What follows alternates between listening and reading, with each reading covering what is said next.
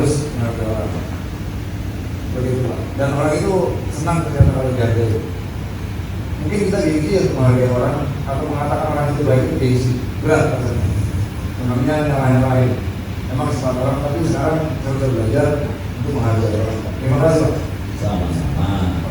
Saya rasakan pada hari pertama itu merupakan proses berubah mindset dulu. Jadi yang awalnya biasa saja langsung, sekarang ada tahapannya yang memang baik menurut saya, karena harus melakukan pendekatan dulu ya terhadap orang tersebut. Begitu. Dan setelah dipraktekkan langsung, agak sulit untuk awal, karena kita mengenal orang tersebut itu. Kebetulan saya pernah di sini dan saya mengenal beberapa orang. Jadi agak terasa aneh pada saat kita awal, tapi memang itulah proses untuk awal.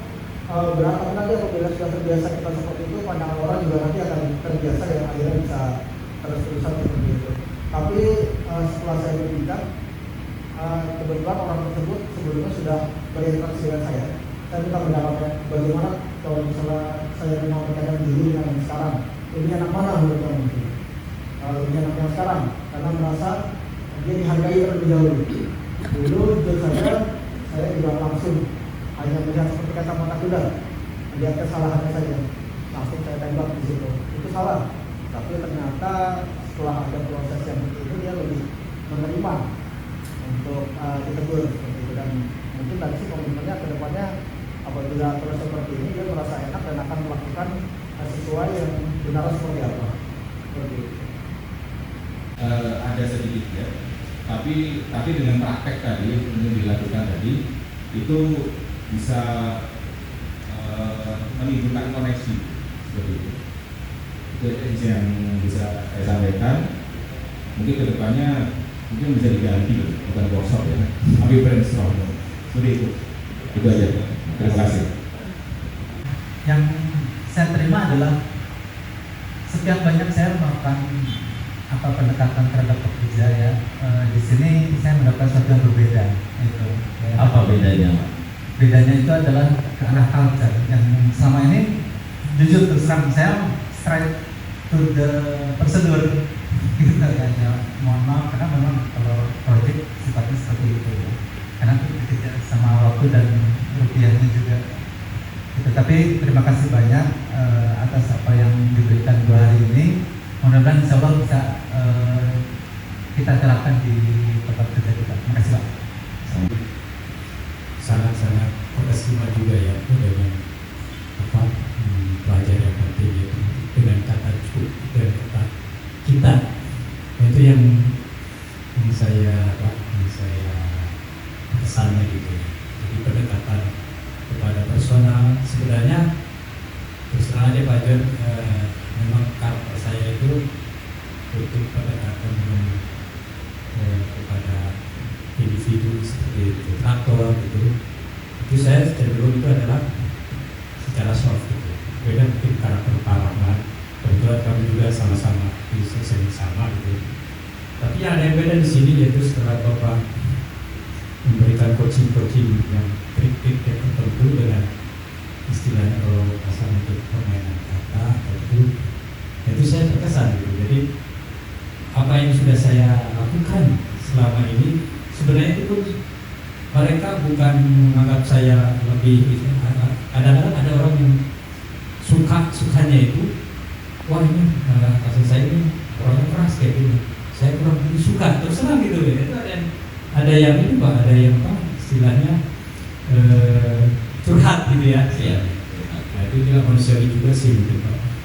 Nah itu yang saya dapatkan dari coaching tadi, dan Pak John juga terima kasih juga tadi apa istilahnya mungkin dalam trik-trik mengatakan sebuah kata yang tadi saya sampaikan, sehingga Pak John sendiri juga bisa melihat, dan saya juga surprise pada audit yang kita itu dia seorang anak muda umur 21 tahun, dan Pak John tadi menggali, tolong komentar Anda sejujurnya, dan saya sangat suka sekali apa yang diucapkan oleh si anak muda tadi. Ya, sama dengan yang kita dapat pelajaran di kelas kemarin. Saya bilang, waduh, oke Oke, jadi dari situ saya tampak yakin juga bahwa memang dalam approach kepada personal itu penting juga. Itu yang saya garis bawahi gitu Pak. Tapi itu bukan merupakan suatu kelemahan kita sebagai site leader. Karena kalau mentang-mentang kita lembek gitu, jadi kita nggak bisa juga. Kita sudah tahu bahwa makna yang disebut dengan tegas dan kasar itu yang kita dapatkan kemarin. Itu aja Pak. Terima kasih atas informasi. Namun pada saat 2 hari ini saya baru bisa mengubah mindset saya bahwa ternyata bisa loh membangkitkan kesadaran itu saat di site, saat mereka bekerja. Dan sebenarnya itu juga yang kalau saya perhatikan teman-teman saya membuat kartu pintar itu kebanyakan secara fisik mereka melihat nggak pakai PPE, tapi mereka tidak masuk membuat kenapa mereka nggak pakai PPE itu kenapa? Apakah karena memang tidak diberikan oleh si perusahaannya? Apakah mereka memang ada rusak mereka nggak bicara?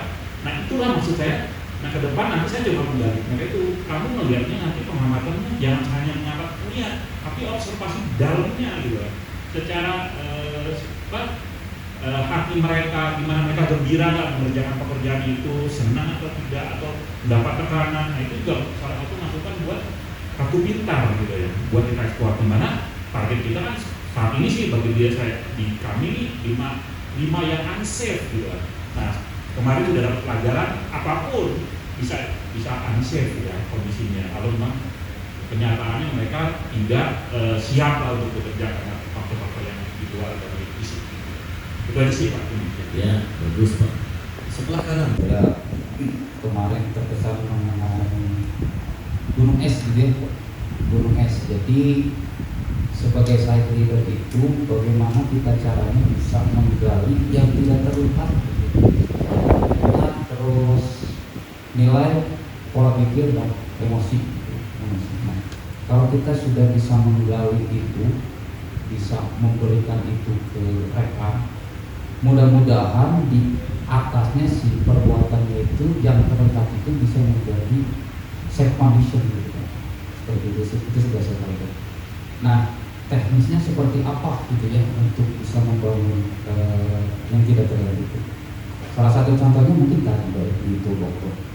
Semuanya pelajaran yang bisa kita ambil bahwasanya ternyata faktor psikologis itu memiliki penyumbang utama ya ketika kita ingin melakukan pekerjaan, karena dari sanalah muncul yang namanya niat ya. Niat sampai dalam perilaku. Dan ternyata berdasarkan hasil observasi yang kita lakukan di hari ini program coaching, penggunaan tutur kata yang baik dan tepat itu pasti bisa akan merubah mindset seseorang seperti itu ya. Dengan kata simple kita akan menggunakan dari kata lu gue menjadi kita gitu ya, dan kita mengajak diskusi yang bersangkutan itu dapat merubah mindset yang rekan-rekan kerja kita semuanya. Dan harapannya buat kita semua yang ada di sini, ketika kita melakukan pekerjaan dengan rekan-rekan kita dapat mengimplementasikan atau menerapkan supaya teman-teman kita itu dapat bekerja dengan aman. Demikian Pak. Itu dari kegiatan kemarin dan hari ini yang dapat saya ambil pelajaran yaitu tentang betapa besarnya bahaya yang tidak terlihat yang selama ini kita hadapi. Jadi selama ini yang kita lihat itu hanya yang kelihatan-kelihatan aja. Ternyata di balik itu masih ada bahaya besar yang selama ini belum pernah kita sentuh. Dan bila mana itu kita sentuh akan langsung mengena ya. Walaupun beberapa waktu yang lalu juga sempat saya coba praktekkan, cuman memang belum maksimal. Jadi hanya menyentuh bahwa di belakang dia itu masih ada keluarga yang menjadi tanggung jawabnya. Itu dulu, belum ke arah masalah niat, kemudian nilai, pola pikir itu masih belum. Jadi lebih ke arah di belakang itu ada keluarga yang menunggu, dan lebih baik yuk kita kerja dengan selamat. Itu. Nah, dan untuk menggali lebih dalam lagi bahaya yang terlihat tadi itu memang kita butuh skill ya untuk berkomunikasi.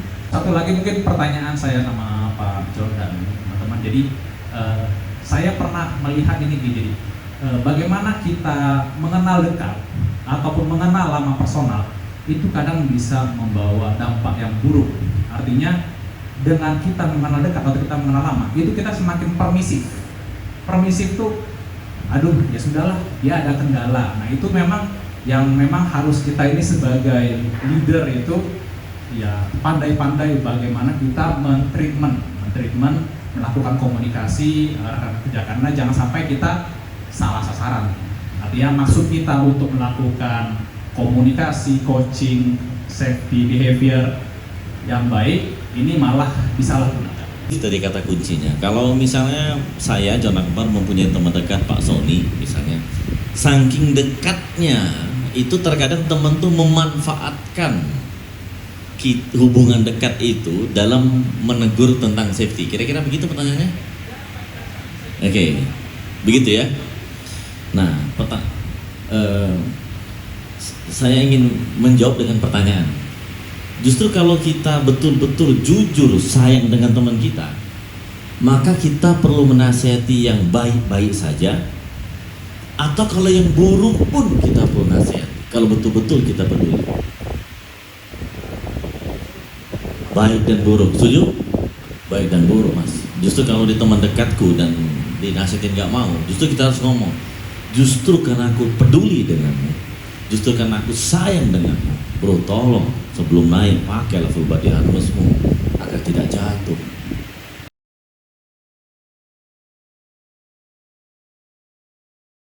Pak John, karena Cipta Budaya Teladan ini berdiri fokus spesifik di safety culture ya, safety culture. Nah, banyak pertanyaan Mbak dari teman-teman rekan-rekan yang di perusahaan.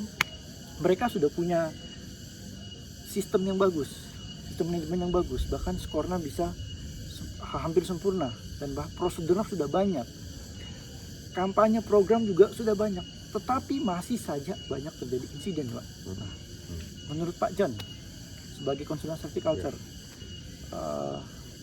apakah dengan adanya prosedur sistem ini sudah cukup atau belum? Ya. Ini pertanyaan yang sangat-sangat valid, Mas. Saya sangat suka pertanyaan seperti ini. Kenapa?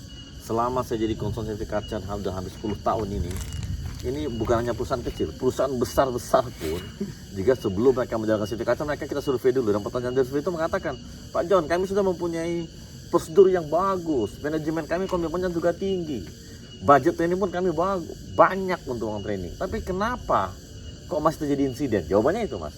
Mengapa masih terjadi insiden? Nah, setelah diinvestigasi insiden-insiden tersebut, contoh ILO mengatakan, International Labour Organization mengatakan 86% insiden terjadi itu tidak sendirian, Mas.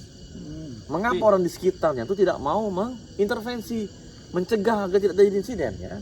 Nah, jadi ada banyak sekali faktor-faktor yang non teknikal yang menyebabkan terjadinya insiden. Nah, faktor saling tegur-menegur, kepedulian yang timbul, ego-ego yang tinggi, itu semua banyak sekali penyebab terjadinya kecelakaan. Nah, jadi jawabannya adalah mengapa para perusahaan-perusahaan ini sudah bagus pun dia punya sistem, masih belum cukup. Ingat, sistem itu hanya sebagai alat, alat untuk bekerja. Yang bekerja siapa? Manusia. Manusia tidak punya sekedar punya otak saja.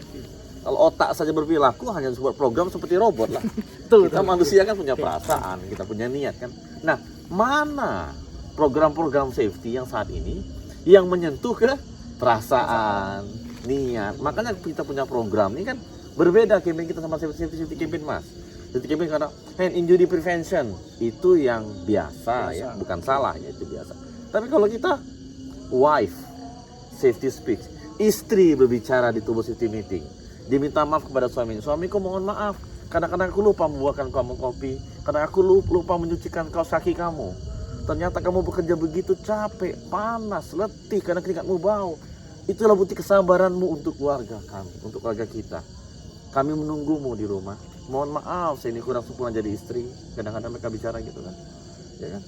Jadi kamu adalah pahlawanku suamiku, tolong pulanglah setiap hari dengan selamat. Nah, ini yang menyentuh bagian perasaan, ya, tidak cuma di sini. Nah, itulah program-program yang menyentuh, Mas.